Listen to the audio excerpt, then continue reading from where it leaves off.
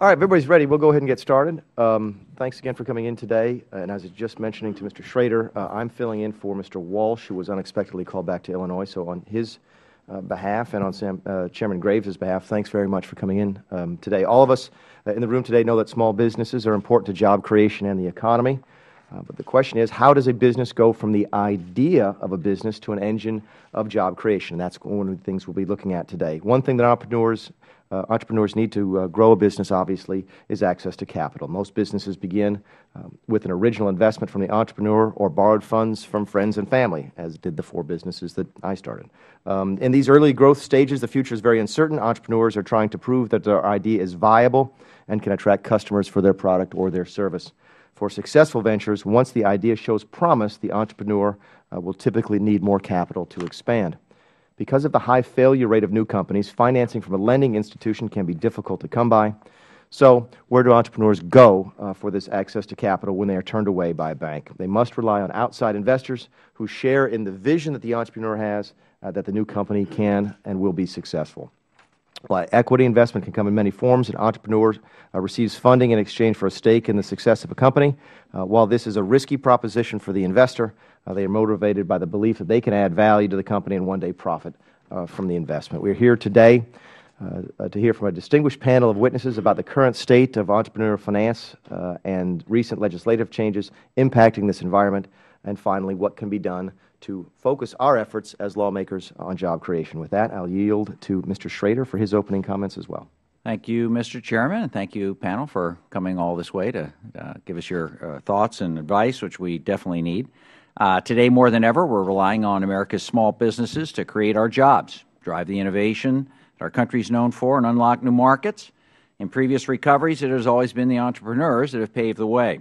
Companies like Microsoft, FedEx, Hewlett-Packard, all those great companies started in someone's basement or garage. And at this time, we hope that entrepreneurship is again the driving force that gets this economy going again. It takes money to get a business off the ground, as I well knew in my small business. Mortgaged basically everything I had to start my business. Probably wasn't the smartest thing I did, but I was successful, thank goodness. It also takes capital to keep a business running. And under normal circumstances, access to capital has not been a problem. Today, that task has become particularly challenging for small businesses and continues to be a big issue for small businesses. During the hearing, hopefully we'll examine some of the challenges these businesses face. On the positive side, it would appear, and I stand to be corrected, at the same time, investment activity in early-stage companies, the so-called angel investors, is starting to pick up a little bit and rebound. I'd like to hear the extent to which that is and what we can do to actually foster that. We passed a Jobs Act bill, nice bipartisan bill, that hopefully is of some value in getting some of these small businesses off the ground and continue to stay viable going forward. These developments, I think, are a source of optimism in the current investing climate. Still, there's much more we need to do to get a robust return for our nation and small business. Although the Jobs Act is still in its infancy, hopefully it will prove to be of great value, and your suggestions today will hopefully pave the way for the next Jobs Act. Thank you very much for coming. Very briefly, one logistical matter before we get started. You'll see that television screen change here probably in the next 15 or 20 minutes, and we will be called to our first vote series of the day. Mr. Schrader and I will have to excuse ourselves to go over and vote, hopefully for only a very short period of time. So when we get to that, we'll adjourn the meeting for as brief a period of time as possible to allow us to go over and vote. We'll try and find a nice, convenient stopping point when we get to that point. Now what we'd like to do is introduce the witnesses for the record, and then after we do that, we'll take your testimony and we'll finish with questions at the end. So we'll begin. The first witness today is Ms. Dent. Mary Dent is General Counsel at the Silicon Valley Bank located in Palo Alto, California. Silicon Valley Bank provides financing for a wide variety of entrepreneurs, investment funds, and startup companies. As General Counsel, she is responsible for the bank's legal and compliance departments, providing strategic guidance to the company's management team and board of directors. It's always nice to hear your own bio read back to you, isn't it? We go through it all the time. It's an interesting. It's embarrassing. Sometimes it's.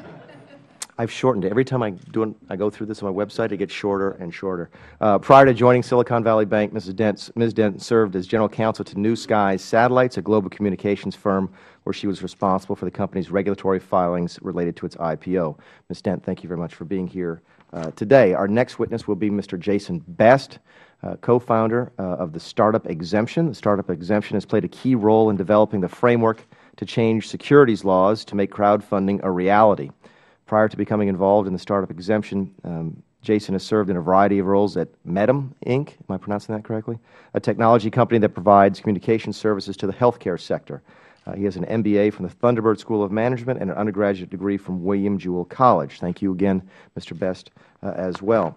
I'm also going to introduce Mr. Shipley. Mr. Shipley, I understand Mr. Shabbat is on his way, but we'll go ahead and introduce you before he gets here, and I apologize for stepping on his toes. Mr. Shipley is the founder of Queen City Angels in Cincinnati, Ohio. After being a successful entrepreneur, he founded Queen City Angels, an angel capital investment group with 50 investors, which provides financing for seed, stage, and small high-growth companies. Queen City has invested over $30 million in 52 entrepreneurial companies. He's testifying on behalf of the Angel Capital Association, a trade association representing more than 7,500 accredited angel investors. Mr. Shipley, thank you again for being here today and for your testimony. And with that, I will yield to Mr. Schrader for the introduction of our final witness. Thank you again, Mr. Chairman. Well, I'm really pleased to introduce Angela Jackson as co-founder and co-managing director of the Portland Seed Fund, a $3 million private-public seed fund investing in high-growth, capital-efficient companies in my state of Oregon. She brings significant experience securing angel investments, multiple business sectors for the seed fund. She advises hundreds of entrepreneurs and seed stage companies across the broad spectrum of industries at AB Jackson Group. Also oversees Portland State University's Business Accelerator, which is a really neat deal in our state. Ms. Jackson is president of the Portland chapter of the Kiritsu Forum, the largest angel network in the world, and was chair of the state's premier angel investment event, Angel Oregon, in 2010. She holds a BA from Boston University, MA from University of Oregon. Go Ducks. And thank you for being here today. You're back, Mr. Chairman. We're not going to have a quack attack in this meeting, are we? No. My brother married into a family of Oregon Ducks. It's a disturbing group of people sometimes. Yeah. One housekeeping matter. For those of you who haven't testified before, the general rule is that the testimony is supposed to take about 5 minutes. There should be some green, yellow, and red lights that you can see in front of you. While that is the rule, we don't typically enforce it very strictly here. So if you feel the need to go over a few minutes, that's fine. If you get extraordinarily long-winded, and believe us, we know what it's like to be long-winded, you'll hear me very quietly tap the gavel, and if you could start to wrap up at that time, that would be great. And what we'll do is we'll go through as much of your testimony as we can before we have to break, and then Mr. Schrader and I will ask questions after we come back. So, Ms. Dent, with that, please tell us why you're here. Representative Mulvaney and Ranking Member Schrader, thank you very much for having me here today to talk about the very important question of how we make sure that small businesses get the capital they need to thrive. As you said, my name is Mary Dent, and I'm here as General Counsel for Silicon Valley Bank. I'll focus in particular on a small but critically important part of the overall landscape, which is high-growth, small, young businesses. And as you said, we all know why these companies are so important. It's because they're the single best source of job creation we have as a country. High-growth companies create roughly 12 million jobs and more than $3 trillion in annual revenues. They're also helping us solve challenges in fields like healthcare and energy. And importantly, they serve as the growth pipeline for mature American corporations around the country. SVB, as its name implies, works pretty much exclusively with these high-growth companies. We work with about half of the venture-backed companies all around the country through 27 different offices, and we're one of the only banks in the United States that will lend to startups before they're profitable. I'll first talk for a minute about what I see in bank lending. I'll then touch on what's happening on the venture capital investing side of things, and then a bit on the intersection between policy and the world of startups as we see it. So first on bank lending. While access to credit does remain an issue in the broader economy, in the sectors that we serve, actually loans are readily available. There are a few other sectors today that can deliver the kinds of risk-adjusted returns that banks can get lending to high-growth technology companies, and so competition there is actually fierce. Even for very early-stage companies, on the debt side, we think about the right amount of financing is generally available. The availability of debt does, however, vary by sector. And in clean energy, for example, companies face a very well-known, what we call valley of death, as they try and scale from technology proof to commercial scale production. Turning to the equity front, we recently did a survey of early-stage companies, and their executives said that access to equity funding is their second most significant challenge, right after scaling operations for growth. And we think this reflects a few underlying trends. On the positive side of things, companies are adopting much more capital-efficient models, which means they just need less money to get started and to begin growing. Venture capital investing levels have largely recovered from the steep fall-off we saw during the financial crisis. And other sources of capital, including many of those you're going to hear from today, are providing more and more funding to early-stage companies. Public equity markets are also starting to rebound. And the health of the IPO market, as you understand from your work on the jobs bill, is very important because traditionally about 90% of growth of job creation by high-growth small companies has occurred after they've gone public. But the picture isn't universally rosy. While venture investing has recovered, venture fundraising actually has not. In addition, access to capital remains more difficult in capital-intensive, heavily regulated sectors, most notably life sciences and clean technology. This is already affecting the kinds of innovation that's occurring, and it has potentially serious long-term implications for our country.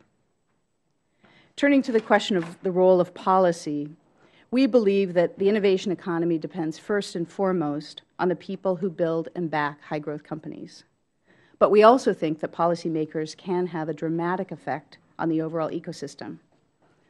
To thrive, startups need government leaders who take the long view, who understand the importance of letting people take risks, who base decisions on facts, and who refuse to entrench the status quo. Top-of-mind issues for startup entrepreneurs include education, access to talent, the regulatory environment, intellectual property protection, healthcare, and R&D funding. Like you, Mr. Schrader, I see the recently enacted Jobs Act as a very positive sign, and I commend the House for its leadership and its bipartisan approach to passing this important piece of legislation. I've also been heartened by steps that members of Congress have taken and are taking to make sure that Dodd-Frank is implemented in a way that doesn't inadvertently stifle the amount of capital flowing to high-growth small businesses. Looking forward, I hope the House will reauthorize the U.S. Export-Import Bank soon. To give you a sense for this agency's impact on small business, in 2010, just our EXIM loan commitments helped 75 small businesses generate more than $1.4 billion in sales and support more than 6,000 U.S. jobs. The United States is lucky. We have a vibrant innovation sector. Other countries are trying desperately to recreate what we are lucky enough to have naturally. All we need to do is avoid stifling it. I commend this committee for holding this hearing, and I look forward to working with you to strengthen the vibrant part of our economy that we're here discussing. Thank you for your time, and I'm happy to answer any questions you may have.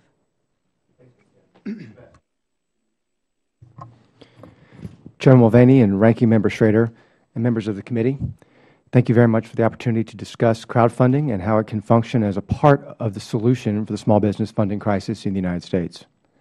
I'd like to begin by thanking the members of this committee and the House at large for their bipartisan and overwhelming support for the crowdfunding as part of the Jobs Act that the President signed on April 5th. It was a great testament to the willingness of both parties to work together in support of small business and entrepreneurs, which we all know are America's economic engine. When entrepreneurs have access to capital to grow their organizations, it translates into new American jobs and American innovation. My name is Jason Best, and I'm an entrepreneur who's been part of the executive management team also of Kinzer Software that was ranked as one of the 500 fastest growing private companies in the United States, both in 2010 and 2011. I'm also co-founder of Startup Exemption. Startup Exemption was formed to advocate for the legalization of equity-based crowdfunding.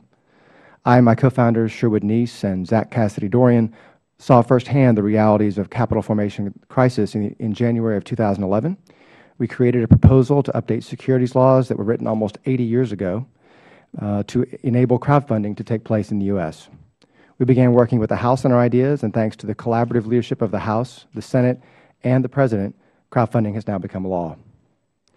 Now the SEC has begun its 270-day rulemaking process, and I appreciate the opportunity to share my perspectives on what this means for small business, as well as what I would respectfully suggest that this committee and the House consider between now and the conclusion of the rulemaking period. Crowdfunding will enable organizations to use SEC-regulated websites to raise modest amounts of capital from large numbers of regular Americans. In exchange for that capital, these small businesses will issue equity or debt securities. If we think of the Internet as Web 1.0, and then the rise of social networks like Facebook and Twitter as Web 2.0, this legislation really creates Web 3.0. Web 3.0 is where the social web meets capital formation. Finally, we're able to harness the power of social networks, communities, as well as communities of geography and communities of interest to build businesses that create jobs and innovation. I live in San Francisco, California, where venture capital and angel investors are plentiful. The same can be said of places like Austin, Texas, and New York City.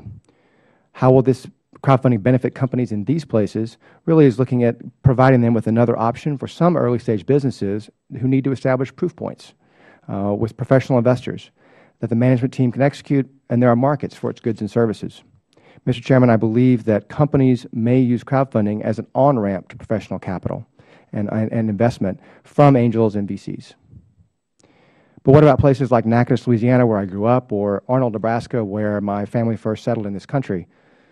There are great ideas, talented entrepreneurs, and hardworking small business people in towns like these all across the country, and many of these individuals have no access to venture capital or even bank loans. Many Main Street businesses may never fit the typical venture-backed business model, but may be really good investments for individuals in those communities. Now, crowdfunding can provide these businesses and entrepreneurs the chance to raise capital from their own communities. Soon, a dry cleaner could crowdfund to add much-needed equipment, or a restaurant could open a second location. While crowdfunding alone cannot solve all capital formation challenges, it may provide benefits to many businesses. But, Mr. Chairman, there is still a great deal of work to do in the 256 days remaining in this rulemaking process. As the President noted during his signing ceremony, the crowdfunding industry has formed the Crowdfunding Leadership Group. I was just meeting with this group yesterday, in fact. This group's goal is to collaborate with the SEC during the rulemaking period as it seeks to provide oversight, education, and investor protection for the industry.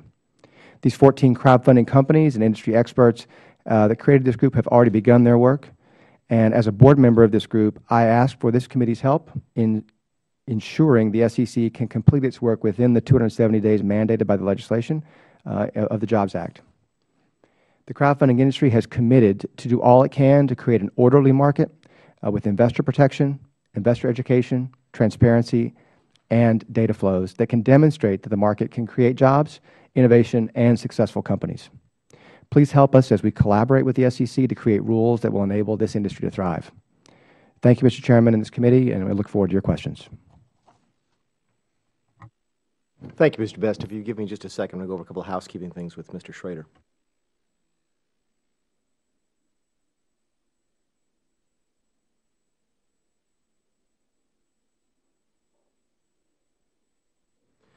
At this point, with Mr. Schrader's approval, I'd like to yield a few minutes to Mr. Shabbat for an opening statement. Thank you. I'll be very brief. I just wanted to welcome and thank Tony Shipley, who's from my district, from my city, Cincinnati, and Cincinnati is known as the Queen City, and they're the Queen City Angels, and they've invested, I believe, in 52 entrepreneurial companies now, have raised about $30 million, and have, I believe, about 50 investors in your company. And Tony Shipley is he's testifying on behalf of the Angel Capital Association, which is a trade association representing more than 7,500 accredited angel investors. And I know we've got a vote, so I don't know if we want to get his testimony in before. If so, I'll yield at this point. Actually, I think we have just enough time for that. Mr. Shipley, if you'd present your testimony, and then after that we'll adjourn for a brief time. So welcome to Washington. You have 5 minutes. That's what I was told. Thank you very much. Chairman Mulvaney, Ranking Member Schrader, Member Shabbat, and all the other members of the subcommittee, thank you for holding this hearing on equity finance as a catalyst for small business growth. The capital that equity investors provide, both financial and intellectual, is important for the successful creation and growth of innovative entrepreneurial companies. My name is Tony Shipley, and I'm a co-founder of the Queen City Angels, a Cincinnati, Ohio group of 50 angel investors that have invested more than $30 million of our own money in 52 entrepreneurial companies in 11 years. We make multiple investments in these small businesses to support their development, and as such, we've made a total of 115 investments in our portfolio companies. Our money has leveraged an additional $60 million in direct co-investments in our companies and $120 million in follow-on venture capital. I'm pleased to represent the Angel Capital Association and growing community of sophisticated private investors known as angel investors who invest money and expertise in high-potential startup companies. The Angel Capital Association, ACA, is the professional alliance of angel groups in the United States and Canada and includes 165 member angel groups in 44 states and another 20 affiliated organizations. The Angel Capital Association has about 350 angel groups in its database, located in every state compared to about 100 groups 10 years ago. The new HALO report from the Angel Resource Institute, Silicon Valley Bank, and CB Insights describe the investments angel groups made in 2011. Medium round size of $700,000. 58% of investments were in healthcare/life sciences and internet/IT sectors. Two-thirds of the investment rounds were syndicated, often with multiple angel groups, and investments were distributed throughout the country. Two-thirds of the deals were outside of the traditional equity centers, California and Boston. Queen City Angels' experience fits within these national statistics. From conversations with my colleagues in Cincinnati and across the country, my angel journey has a lot in common with many active angels, including past entrepreneurial experience and interest, investing in more than financial returns, connecting with other smart investors, becoming part of a startup ecosystem, and providing continuing support to entrepreneurs and startup companies. Angel groups like Queen City Angels actively work to market and brand themselves so that entrepreneurs can find us. We work with many organizations to conduct initiatives such as monthly mentoring sessions in incubators and conduct an annual 2-day entrepreneur boot camp to provide entrepreneurs for making effective presentations to investors, judging business plan competitions, participating in regional venture forums, and many other events. I recommend a few things to help strengthen the environment for starting and growing businesses, including leverage the large number of baby boomers. In addition to their equity capital, they can bring many of the skills, experience, and mentoring needed by startups and early-stage companies to help them be successful in shorter periods of time without making many of the costly mistakes that startups tend to make. Leverage private investments to get companies out of the capital gap that was testified to a moment ago, the valley of death. Ensure enough angel capital to support new ideas. The Angel Capital Association calls your attention to a few public policy issues to ensure the health of these investors. Reinstate the 100% tax exemption on gains in qualified small business stock. Consider tax credits for angel investments in qualified entrepreneurial companies. And develop education, training, and awareness programs for investors and entrepreneurs. Thank you for this opportunity to describe the unique role and significant impact that angel investors have in our economy, supporting the innovative startups that create important jobs in our country. I would be happy to answer any questions you may have, and for the Angel Capital Association to provide you with additional information where and when you need it. Thank you. Thank you, Mr. Shipley. And Ms. Jackson, with our apologies, I think we're going to draw a temporary close right now. Mr. Schrader and I, Mr. Shabbat, need to run over. So what we'll do is 3 votes, gentlemen. Best guess, 30 minutes? We're going to shoot to be back here as close to 11 o'clock as we possibly can. So as soon as everybody's back in the room, we'll get right back to it and wrap up this afternoon. Thanks very much. We'll see you in a little bit. If it's all right with everybody else, we've got one more witness to testify, and then we've got some questions. We also welcome Ms. Chu from California. So, Ms. Jackson, when we were so rudely interrupted, it was your turn. So fire away, and then we'll move to the questions. Thank you very much. Thank you, Chair Mulvaney, Ranking Member Schrader, members of the committee. As you know, I'm Angela Jackson, and I'm delighted to be presenting my testimony here today. I'm fortunate to be involved in the entrepreneurial ecosystem from several angles. One, as fund manager of a professionally managed seed fund called the Portland Seed Fund. One, as a chapter president of an angel group of private citizens getting together to invest angel capital. And third, as the director of the Portland State University Business Accelerator, which is a facility housing 25 to 30 fast, high-growth technology, biotech, and clean tech companies. In addition, I grew up in a serial entrepreneur household, and much like Mr. Schrader, got to witness my father spending the last $2,000, $3,000 on starting a company, which fortunately one day did have a nice exit and generate a lot of jobs and economic activity. I got to go to college off the earnings, for one. Like my father, many entrepreneurs do choose to bootstrap their companies, and in that case, they trade sort of a slower level of growth. This was a 20-year overnight success for the faster, explosive growth that you might achieve by seeking venture or angel capital, where you can accelerate that growth. So I look forward to answering questions later.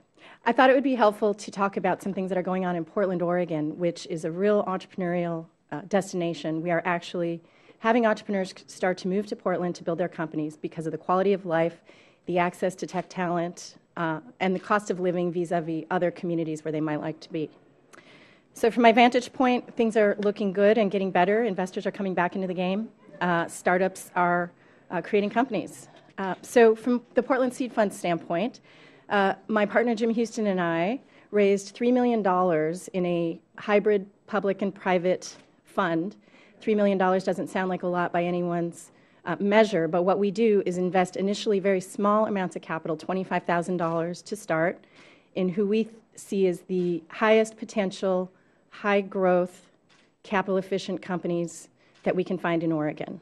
We do these in classes or cadres of 8 at a time, and with the capital comes strings attached in the form of mentorship, intensive connections and investor introductions, as well as introduction to the ABCs of running a business. Very often these seed stage entrepreneurs come at it from the standpoint of the product, but they don't understand the other 9/10 of what building and running a successful business encompasses, and we expose them to that. To date, this is quite new. We kicked off the fund with our first investments last July, 8 at a time, and we did a second class just in early March. So 17 total investments is to date. Those companies, even after we just invested initial $25,000, have created 60 jobs and have gone on to raise over $4 million in follow-on priced capital. So we're very proud of the progress to date. But I also want to point out and set expectation. We are playing in a high-risk, high-failure rate asset class, the seed and angel class, and we know that failure is a key part of the game, and we do expect failures. So we call this the catalyst and the crucible. The discipline around what we do at the Seed Fund is, we think, what makes the difference in accelerating these companies' success. We take a similar approach at the Portland State University Business Accelerator, but the types of businesses that we serve are a little different, and they have a longer time to market. Bioscience cannot be a $25,000 overnight success, for example. So instead, we help these companies access larger formal rounds of capital, and we're proud to report that those companies were the subject of a Portland Business Journal lead article last November, something along the lines of what's in the water at 2828 Southwest Corbett. These companies have attracted $128 million in private capital to Oregon, which is kind of a cash-starved venture state, through their great work, and that was over a 5-year period. These companies are hiring rapidly. There's 15, these 25 to 30 companies have 15 open positions today. So these are, in fact, job-creating companies. The third hat I wear is with the Keiretsu Forum, the Angel Group. And this is actually a global angel group, but I participate in the Northwest Circuit, which encompasses 240 members. Those 240 members last year invested $24 million of their own capital in 36 companies to grow them and to expect a return. I would sort of tap groups like Keiretsu Forum as a logical partner with the new crowdfunding legislation to put a face and a room to create an online-offline experience to vet out some of the deals, the due diligence and the deal screening that will be a necessary part of crowdfunding, which we are excited about, by the way. If I could wave a magic wand and ask for a couple of things, I am seeing that, first of all, we are supportive of the crowdfunding legislation. We also know, we're cautiously optimistic. We know that the devil will be in the details of rulemaking. So we're hopeful that process will go well, but it's early to tell.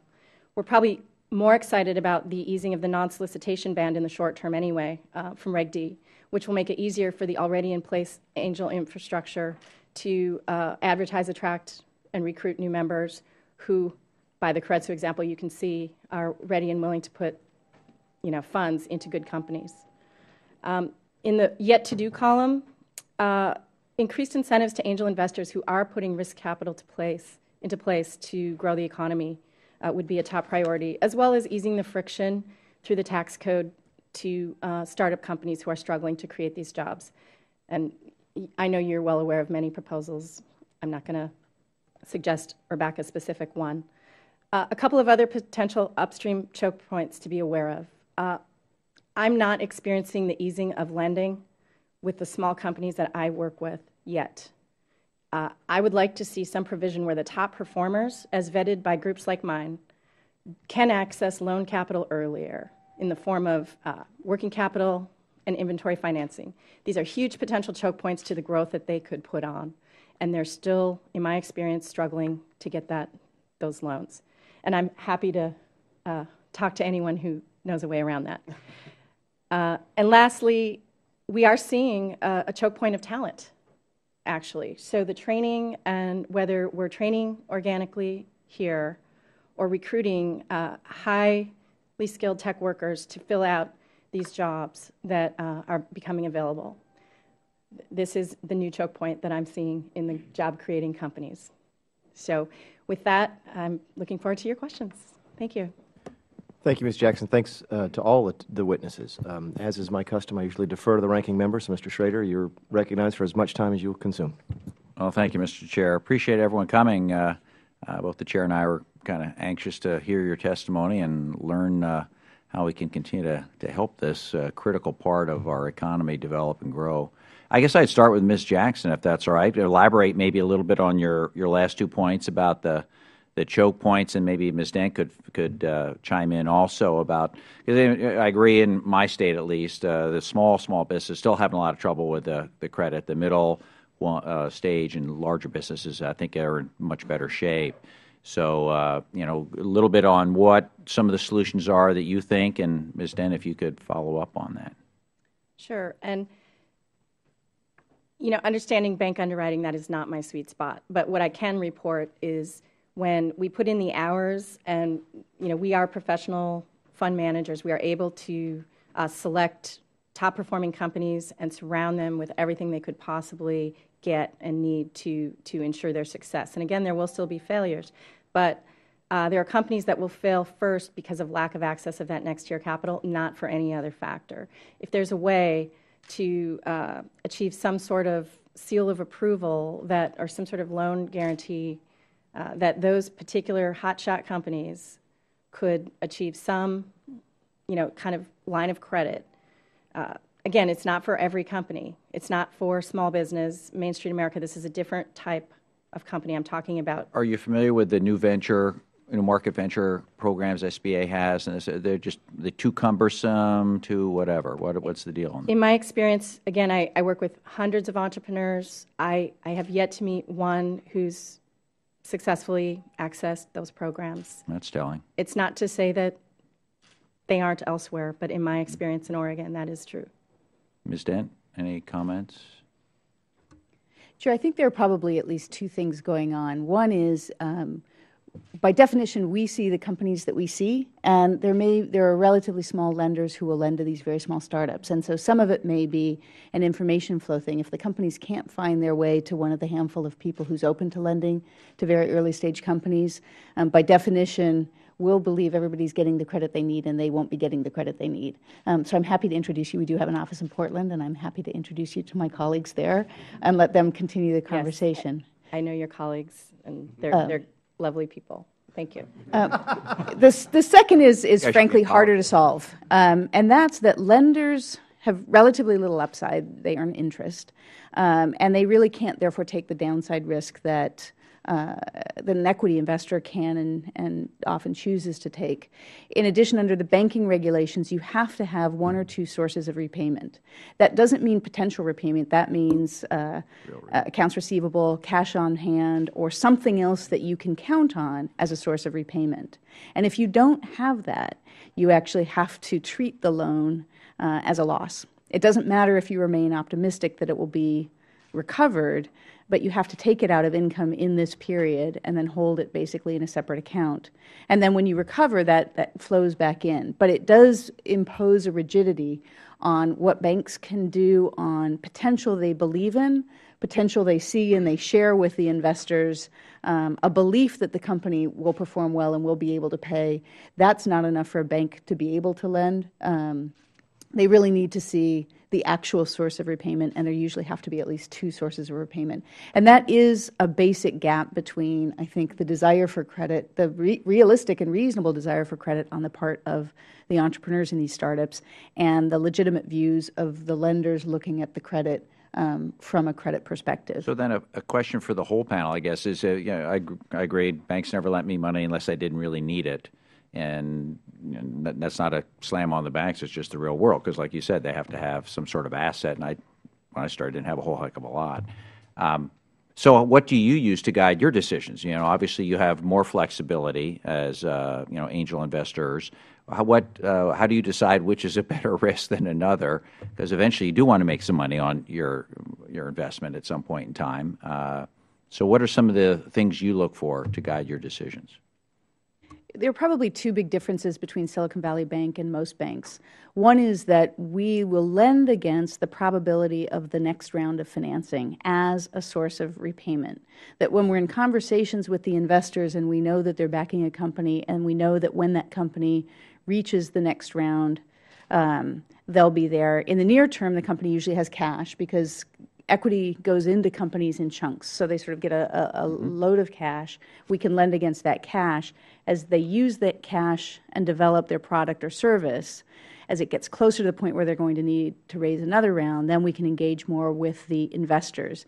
And it's our focus on the ecosystem and our deep relationships that let us have all the conversations we need to have to figure out, is this company going to get that next round, in which case we can hang in there with them, or not going to, in which case we'd work with the management to wind down the company, because it's approaching that end point, and it's better to do it gracefully if they're not going to make it. I think the second difference that we believe really differentiates ourselves comes later. It's after you get the credit, so you get past that initial gate, what happens when you hit the inevitable bumps in the road? And I think we believe, again, because we focus on the sector and we work so much with entrepreneurs, that we're better able to understand what's really going on and not react too strongly to things that happen, and sort of hang in there and figure out. Again, we have an obligation to the federal government and to our shareholders to continue to be safe, sound lenders. But the more you understand, the more you can differentiate real risk from perceived risk and hang in there where it may look like there's a risk, but you understand the facts, and it actually is a risk that's manageable, and you can stay with the management team and let them work through that risk. Very good. Mr. Best, we'll just go right down the road. Comment? I guess we definitely see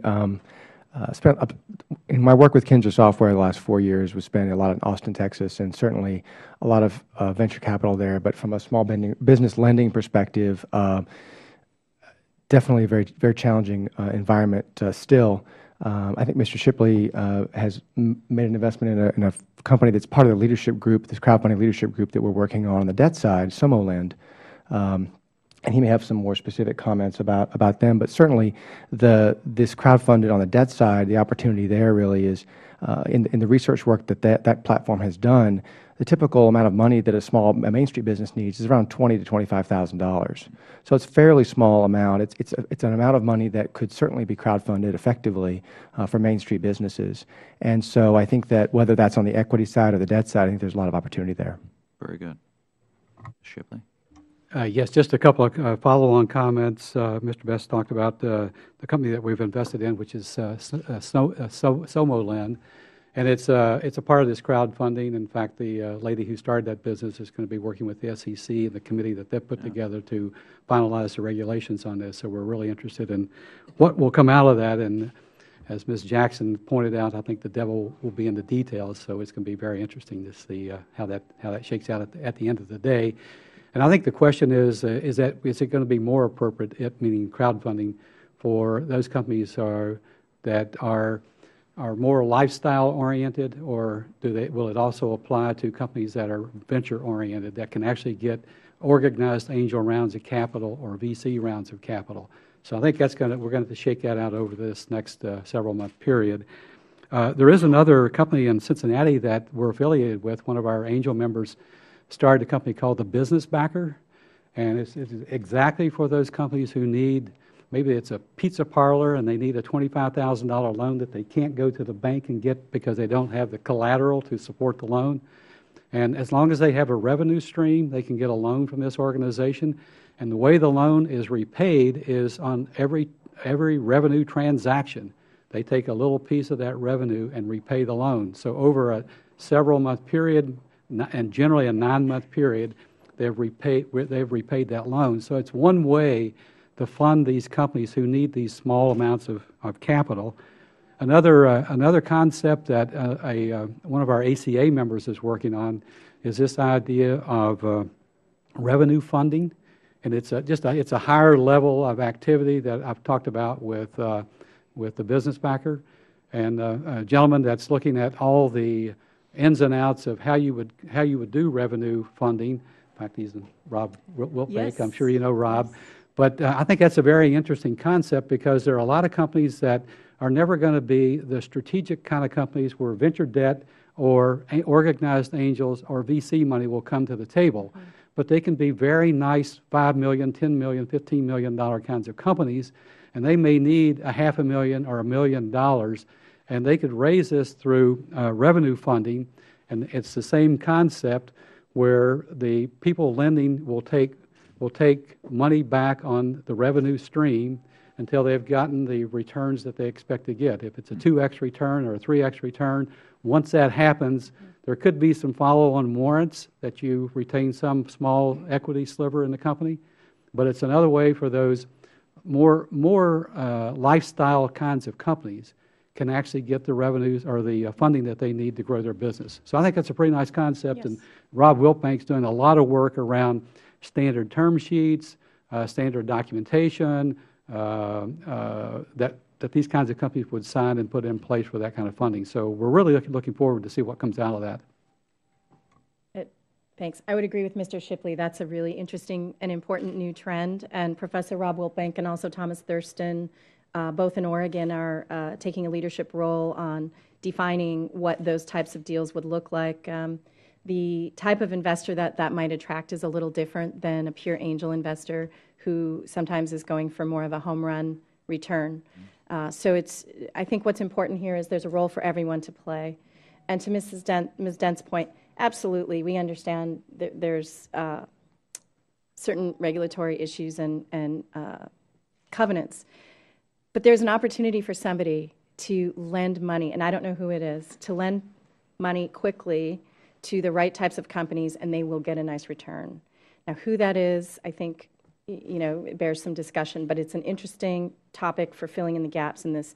We need to create this seamless capital ecosystem. And I think we're doing a really good job now on the seed level where 3 years ago that was seen as the area of greatest paucity. Now, I almost think we might be, I hate to say we're over allocated on the seed side, but I promise you companies will get funded that probably don't deserve to be because there is a lot of seed capital out there right now.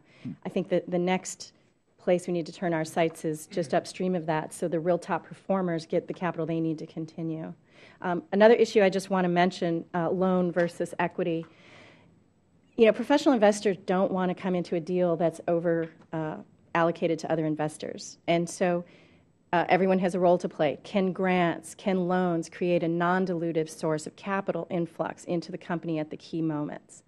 If that can, it's a better deal for the investor. You can have an easier time attracting upstream institutional financing. So these are all things to consider at the early stage. Last question from me, Ms. Jackson. Anyone else who wants to comment? You talked about the talent pool choke point. Could you elaborate a little bit on that? Absolutely. So in Oregon, we're benefiting from an extreme talent choke point in Silicon Valley right now, and a lot of competition for individual developers and teams. Some people say acquisitions are happening just to acquire tech teams. So there is a dearth of that top talent. Now, in Oregon, we have a lot of that talent. It's also become very competitive for that talent. But we have the advantage of you can build and scale a company and hire top talent for less than you can in those talent pools.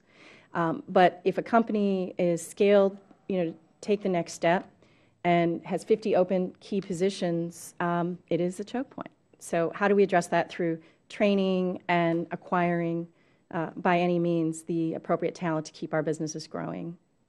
Very good. If I might briefly add, we do an annual survey of very early stage startup companies, and we've just gotten the results back. We'll be releasing it in a few weeks. But there were a number of findings from that speak to your question. One, the biggest challenge they see is scaling operations for growth, which, based on our conversations with them, we do think is directly tied back to talent. Two, only 1 in 5 believe that the higher education system is training people with the skills they're going to need. And 3, on a more optimistic note, I think there are emerging sectors with enormous potential. We talk a lot about regaining manufacturing in the United States. There are huge sectors that require new skills, where the fight is not going to be based on the lowest cost producer. It's going to be the highest skill force. And so there's an opportunity, if we address this and start really getting our educational institutions, mostly at the higher ed level, and then percolating down to earlier education, training people with the skills they need, I think that the opportunity for the U.S. economy is really enormous. Just to echo that, one of the things I heard a couple of weeks ago is there's now a vocational school in Massachusetts that's offering a vocational degree in software development. And so to begin so in addition to the traditional vocational education programs that occur today, to add an information technology track, the ability to train people to write code in Java and Ruby and these other languages that are desperately needed. Having spent a lot of time in Austin and in San Francisco, there are so many open positions now for developers. And so especially in states like where I'm from, Louisiana, or in other places where there are not a lot of where you can develop software and you don't have to be physically in the same place as the company, a lot of virtual workers that could be in South Carolina or Oregon or other places, there's an opportunity there to create these kind of vocational education programs that can make a huge difference in local economies and also to stop the gap we have right now in these technical positions. Thank you, folks. Thank you, Mr. Schrader. At this time, we yield to Ms. Chu for any questions she might have. Thank you. A very important point of the Community Reinvestment Act is that it brings lending, investments, and services to low and moderate income neighborhoods that are traditionally underserved by lending institutions.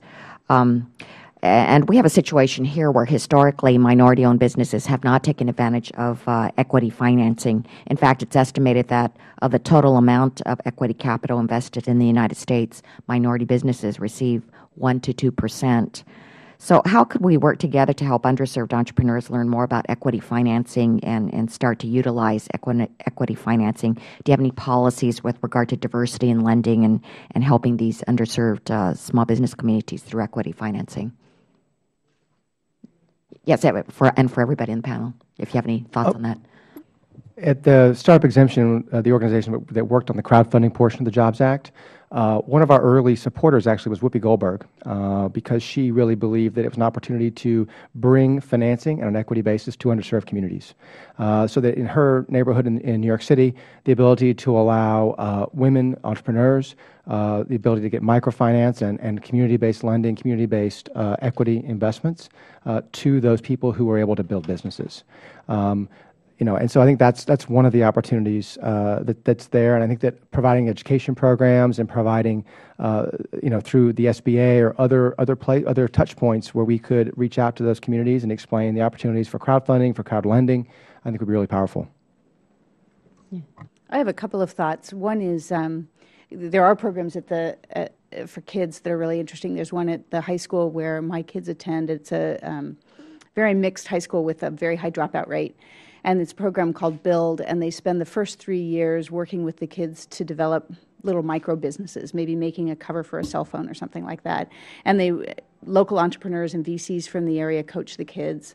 They build the business, they sell their products, they make a few $100s And then during their senior year, they still work with them, but they use all those skills they've developed over the prior 3 years to help them select a college and get a college application. They have a wonderful success rate with the kids, and the kids learn entrepreneurism, and they also increase dramatically their chances of going to college. And it's a relatively young program, but at least the data they have so far shows that the chance they stay in college and finish college also seems to be higher. So I think programs to teach entrepreneurship to kids and give them the skills and the aspirations is part of it. The second, there's a program in San Francisco called ASTIA that works with women entrepreneurs, because actually funding for women entrepreneurs is also surprisingly less prevalent than for companies led by men. And they do a lot of coaching of very early stage companies to help them get ready, develop their business model, develop their staffing plans, their marketing plans, their pitches, so that they get ready and are more successful when they go to seek institutional investments from venture funds or others. And I think that kind of, it really takes, I think, a lot of mentoring, and that kind of program might also be helpful. And the third is a little bit more to a legislative fix. The Community Reinvestment Act was enacted a long time ago, where banking was much more physically based. And it's moved to a more virtual system. Silicon Valley Bank, for example, exists in 27 different offices all over the country, but we only have 5 branches, and they're all in California, in Napa Valley and in Silicon Valley. All of the other offices don't count as branches, so from a Community Reinvestment Act perspective, they're irrelevant. And I think if you stepped back and realized that so much of banking is now virtual, and rethought about Community Reinvestment Act in terms of how do you get pools of capital into the communities that need them, and that may or may not be a strict geographic tie between a bank that physically sits in a location with a branch and the community that physically surrounds that branch. That might be a really interesting way to go. Just a couple of other comments, and I absolutely agree. Pushing entrepreneurship down to the lowest level we can to get kids interested in it that's a longer-term program, but I absolutely endorse that. You know, kids these days have their heroes, and most of them that they think are rock stars are sports figures and people like that, movie stars. But most of them don't have rock star heroes that are entrepreneurs. And so one of the programs we're looking at in Cincinnati is how do we take our entrepreneurs and really elevate them to that rock star status and give them special privileges in the city, so that we become a magnet, so that people who want to be entrepreneurs come into our city because we treat entrepreneurs in a special way. And of course, sports stars are really treated in a special way. So why don't we do that same thing with entrepreneurs? And one other idea, this lady that I mentioned that started this crowdfunding company also has a venture called Bad Girl Ventures. And it's for women who want to start basically small businesses, and they need $5,000 or $10,000 or $15,000 to allow them to start the business. I don't know a lot of details about how it operates, but she's had a successful or a number of classes of women who have gone through that program and then have started their own lifestyle kind of business. So that would be something to look into. Mm-hmm. Yeah. These are wonderful ideas being shared by my fellow panelists. I just want to point out a trend that I think gets exactly at the opportunity you point out and that crowdfunding is serving so well, and that's just the democratization of information and entrepreneurship. Literally anyone can be an entrepreneur today. The costs of entry have come down so far. Anyone can study and learn how to write can create a mobile app, get it out on the marketplace very quickly. So anyone can be an entrepreneur for very little capital. With that democratization of entry comes more competition, and people actually need to get better at what they do to stand out above the other entrants. And that's where I think it gets trickier. You can get a lot of people to play, but how do you nurture them so they can actually succeed? And I maybe have more questions on that than answers at this point, but there are some great programs. The other point is just to keep in mind, we're at the point now where over half the world's population is under 25. And the acquisition in the news lately is Instagram, and $1 billion market cap by 15 people. I'm not sure of any other example of a per head count market cap like that in 3 years. And these are all young people, but if you go upstream, the fish that acquired Instagram was created by someone at the time who was under 25. So how do we really bring not just access to create a company, but that velocity education to scale a company quickly, because as these two examples have pointed out, they can create a lot of economic value in a short time. Thank you. I've got a couple general questions to begin with, and then I'll have some final questions for you as individuals. But one of the things several of you mentioned in your testimony was the recent Jobs Act that we passed.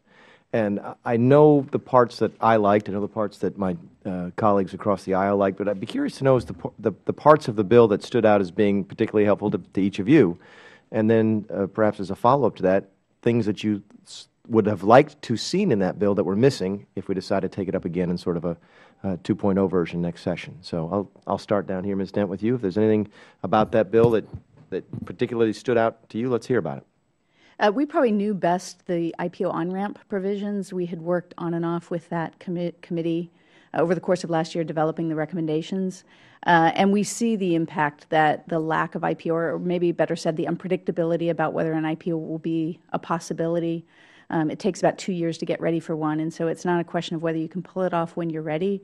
It's a question of, do you devote the resources to trying to get ready, and the cost, millions of dollars of cost, away from all the other things you could use that money and your time to do.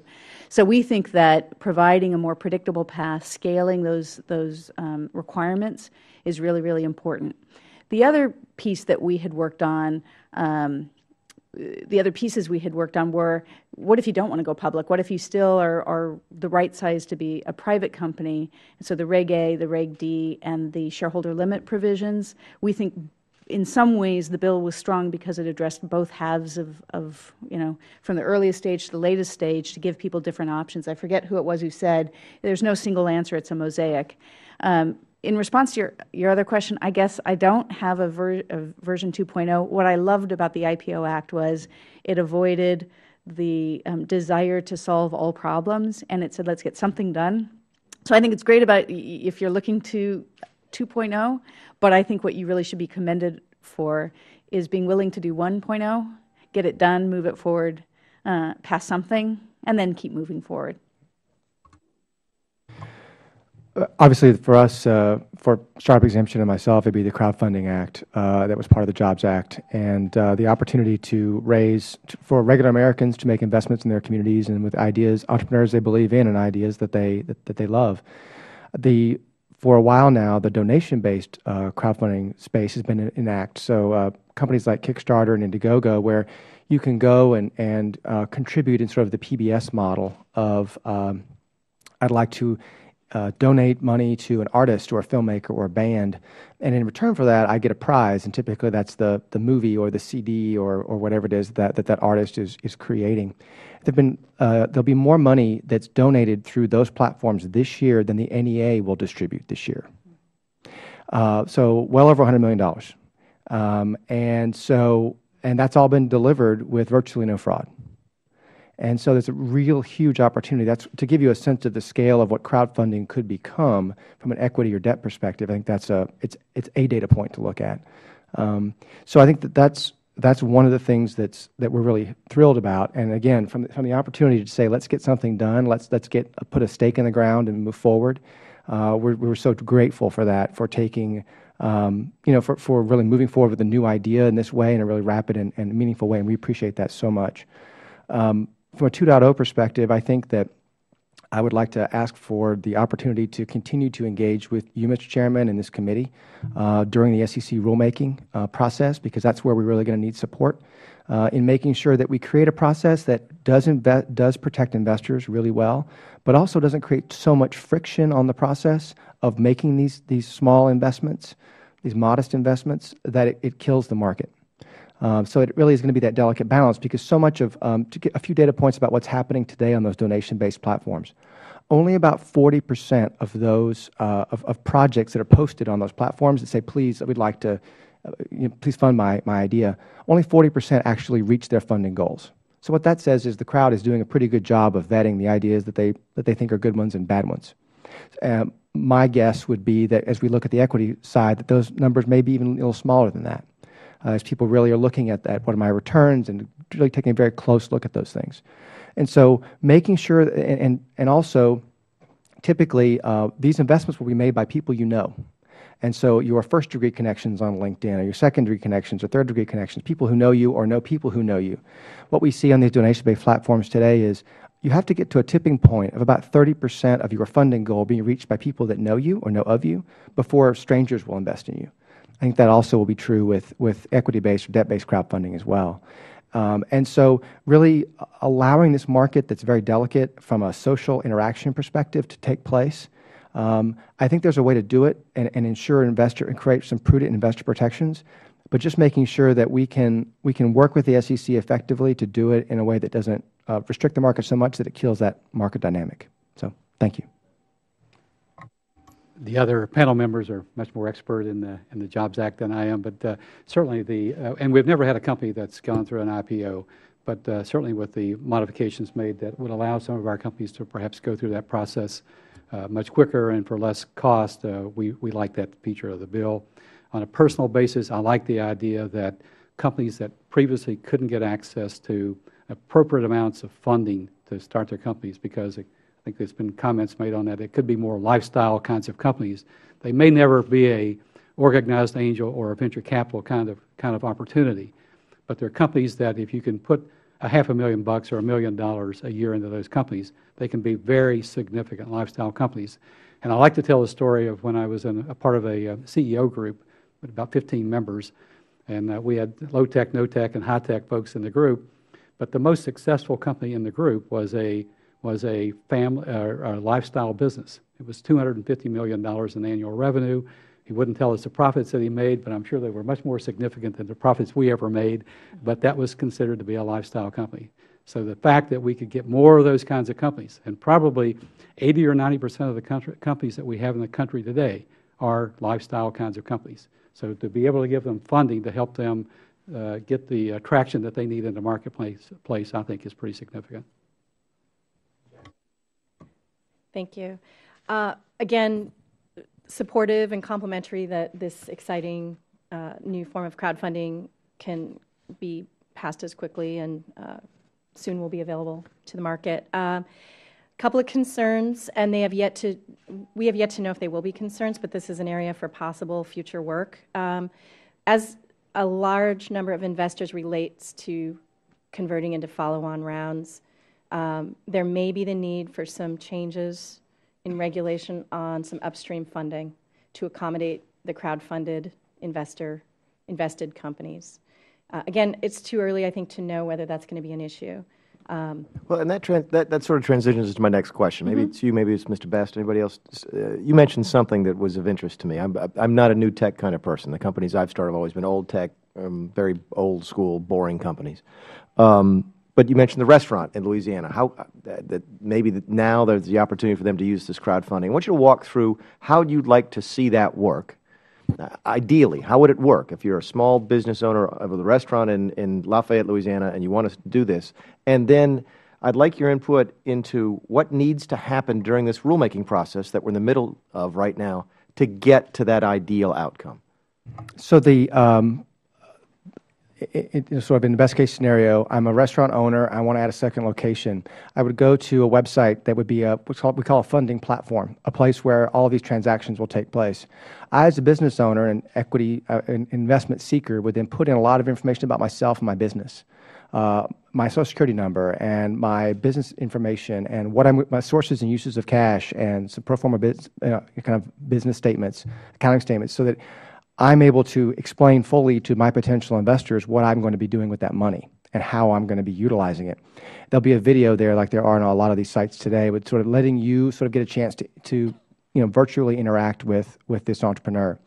And then I would then go out to my social network, both physically in the community, and I love the idea, Ms. Jackson, of creating a physical space for this to take place as well as an online space, but also through my virtual community of saying, to my customers and my friends and my relatives, and say, please invest, I want to add a second location. That money would come in over some period of time. Let's say, typically we would say between 60 and 90 days would be a typical window you'd want to leave this open for. And then once the funding goal was reached, because the legislation requires obviously there to be 100% of the funding goal to be reached, if I reach that goal, then the cash call occurs, and I'm able to then receive that money and then continue to communicate through this this funding portal with my investors. And so there would be, standards required for this restaurant owner to be able to then say on a quarterly basis. And tell me what those are, because that now we've moved into what has to be done during the rulemaking. So give me the standards. Tell me the type of things that when the SEC calls my office and says, what happened in the hearing today, what's your input, what am I supposed to tell them? What do we want to focus on as we go through this rulemaking process? That you want to provide the same type of quarterly reporting that would be expected from a bank loan or an investor. Just to provide that basic level of information on. Does it have to be audited? The legislation, I think it depends on the level. I think that below $500,000, it's basically should be just a signature of the CEO. Above $500,000, what we've called for is not fully audited, but that it would be certified by a CPA, reviewed and certified by a CPA. Now tell me, you mentioned something else about it's not charitable, but the other type of donation-based? Exactly. And you mentioned something very interesting to me, which is that it's almost completely fraud-free. How is that happening? I think it's just it's the power of the social web, I guess, is one way to say it. And I guess what that means is it is, to use a term as Dent used, it's an optimistic way of moving into this sort of arena where I say I really want it because people make donations for a number of reasons. They do it because they want the perk that comes along with what you get. Like if you give me $50, I give you my CD of my band. They do it because they believe in the individual, want to help out. They want to be a micro patron of the arts, or they just believe in the cause or the idea, or want to be part of something bigger than themselves. I may never be in a band. I will never be in a band, but I might want to support someone who is. And so those are the reasons that people donate. I think that when you add the equity return piece to it, I think all those things still exist. But you're adding also to it the desire to be part of something bigger that may have a financial return for you. And do you think that the risk for fraud would be higher or lower? Because you've just described essentially the old-fashioned charitable. You're right. You're a micro patron of the arts, which is a slightly different calculus that you go through versus investing in that restaurant. Do you think when we switch over into that return on equity, that the risk of fraud goes up, goes down, or stays about the same? I think it stays about the same. I mean, there may be some. It's really hard to predict because it's kind of a whole new area, but I don't see it being orders of magnitude different than what we're seeing today with the donation-based platforms. Because I think that the main reason is the disinfectant quality of social media, the ability for the power of sunlight, if you will. If I'm signing into these platforms, both as an investor and as an entrepreneur, and I'm signing in with my online identity, and all of my network is there, it's really hard to hide. It's not because in the past, the fraud that took place was I knocked on a door, or I made a phone call, or I sent you a one-to-one communication email that said, I've got this great idea. This is you putting yourself out in front of the entire web, with all of your social connectivity watching. And there'll be online rating systems, just like there are on Amazon or on other websites. So it sounds like there's a strong argument for a fairly light hand when it comes to prophylactic fraud prevention. Since because it's people that you know, because of the forms that you're moving in, that I guess I'm trying to make an argument for you that the SEC and whoever else gets involved in rulemaking should not go too heavy on trying to anticipate fraud, and hope that perhaps the market will insulate itself against that to begin with. Okay, that's great. Ms. Dent, very quickly, and I don't want to have a hearing and mention the words IPO and not have somebody say something about Sarbanes-Oxley, so you win by default. Because I'm going down I've got my angel investor, my crowdfunder. You're the closest we get to IPOs, and you actually mentioned it a couple times. Is it working? We all know that formation of public entities is at an all-time low. I think it was you who mentioned, I think accurately, that it is when that company gets over that hump and becomes public that we see the dramatic increase in jobs, because the access to capital allows that company to grow so dramatically. So how are we doing on IPOs? And if you had some suggestions on fixes to Sarbanes-Oxley, would there be any, and what would they be if there are? I think for growing companies, the two most important things are they have scarce resources, so you really want to make sure it's not a question of, I wouldn't say get rid of Sarbanes-Oxley across the board. Personally, there are things I would get rid of about it, but it's really scaling to the level of risk. And so I think what the Jobs Bill did, for example, which is reduce the number of years of audited financial statements you have to provide when you go public, and remove the external auditor attestation around the 404 controls, those were both steps in the right direction. Because for a smaller company, those don't add almost any value to investors, and yet they add a lot of cost. And that cost is coming out of somewhere else, hiring an engineer or expanding into a new market. So I think continuing to really look at what have we learned from Sarbanes-Oxley. For a larger, more complicated institution, it may be that the costs are justified, but I think as you go down the curve, it gets into a much bigger question. I think a second thing that really came out during the debate over the Jobs Act is, do people understand small business? I think there's still in Washington policy circles a view that small business is really, really small. And the reality is that for these technology companies, you can get pretty big in terms of revenue and still be investing everything you've got in new products and not profitable. I can assure you we don't understand small business. We're having a debate right now. The current debate right now was a small business tax reduction that could go to companies that have several tens of billions of dollars in revenue. But go ahead. Oh, really? Well, like that's probably a whole different problem. But I think the tendency is sometimes to cut off small business at a very low level. So I think Sarbanes-Oxley has a $75 million threshold, and that's just not really that relevant. I think something that slides is more relevant than saying small ends at a certain endpoint. And then the third, I'd say, which arguably is the most important, which is predictability. That in a sense, what people need to know is what they have to do, and they can cope with any reality. Different things will happen, and so, for example, there's some things that won't happen if the cost of doing them is higher, and that's a loss to our country.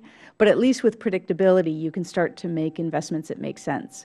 And I think that's what we're seeing play out right now in life sciences. There's so much unpredictability. The cost of getting through the regulatory process has increased so dramatically. And I recognize this isn't Sarbanes-Oxley, but it's that same theme of how much do we require companies to spend on extra levels of protection?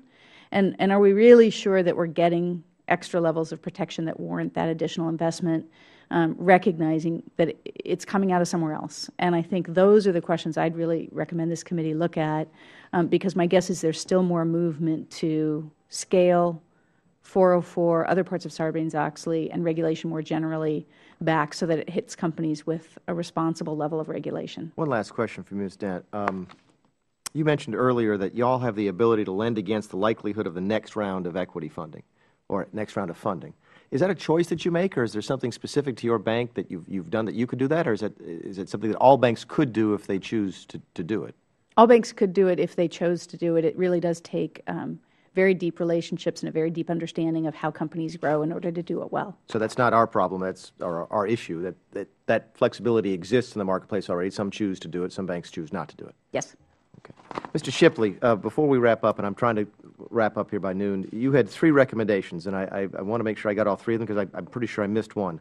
Talk briefly about your 100% exemption suggestion. The last one was develop education and training, and then I didn't even get the notes on the second one. So if you could maybe walk me through those for the record, that would be helpful, sir. Sure. These are recommendations that are generally approved by the Angel Capital Association with our public policy group that we have as part of ACA. The first one was reinstate the 100% tax exemption on gains of qualified small business stock. And I think a number of organized angel groups saw a dramatic increase in investments that they were willing to make. I think they felt like they were on the clock, so they were pushing investments into that time period. Mm-hmm. So we think that if you made this a permanent part of the bill, that we'd get more investments in companies because people would be the idea in angel investing or venture investing or basically any kind of investing is to have greed overcome fear. And so if we think we can get enough return so that we're willing to make the investment in a company, and this is one way to help people step up to the plate and make that investment. The second point there, consider tax credits for angel investments. That's been a very successful program in our state and other states that are using investor tax credits in the state of. We just passed the bill in South Carolina this week, I think. Is that right? Yeah. In Ohio, we give a 25% tax credit, and we've had literally hundreds of millions of dollars invested in companies over the period of time that this has been in play.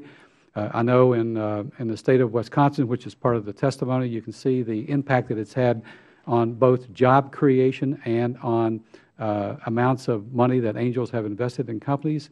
And I think from my perspective, we view it as a way to de-risk the investment in some ways, because as we've all talked about, the kinds of investments that we make, the failure rate is going to be about 50%. And these are stats that have been generated through studies that the ACA has done, where we surveyed literally hundreds and hundreds of deals that angels had invested in. And that 52% was the number that came back. So we invest in 10 deals, 5 of them are to be, we expect to write those off. So I think some people, they're going to invest in the deal not because there's a tax credit, but it's a little more icing on the cake. And if it is a failure, then we've got some of the money back by virtue of the tax credit. So I think that's been very important in our state.